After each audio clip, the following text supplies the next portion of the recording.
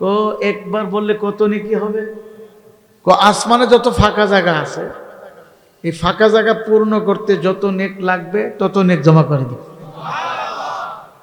আল্লাহর কাছে অভাব। আল্লাহুস সামাদ, বেনিয়াজ, বেপরোয়া। কি কথা ঠিক না? আল্লাহ কাউকে যদি কোটি কোটি কোটি কোটি শত কোটি হাজার কোটি লাখ কোটি নেক দেয়া দেয়, এমন কেউ নাই আল্লাহকে জিজ্ঞাসা করবে এত নেক তাকে দিলা কেন? কি কথা কয়?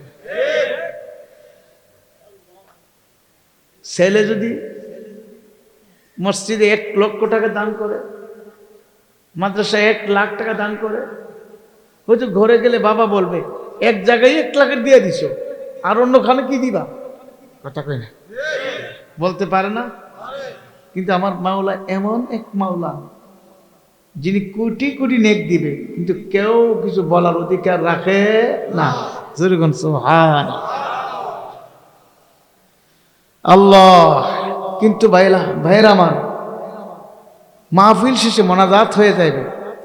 মোনাজাতের পর আমরা কেউ এখানে থাকবো না, সবাই বিদায় হয়ে যাব, ঠিক না?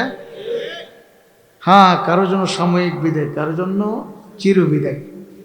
সাময়িক হোক, চির বিদায় হোক, বিদায় কিন্তু একদিন হইতেই হবে। কেউ দুনিয়াতে থাকতে পারবো না, কিন্তু কি নিয়ে বিদায় হব, কি নিয়ে রওনা করলাম, এই বিষয়ে কিছু ধারণা দেওয়ার জন্যেই পোস্টার, লিফলেট, মাইকিং ব্যক্তিগতভাবে দাওয়াত দিয়ে আপনাদেরকে এখানে হাজির করা হয়েছে।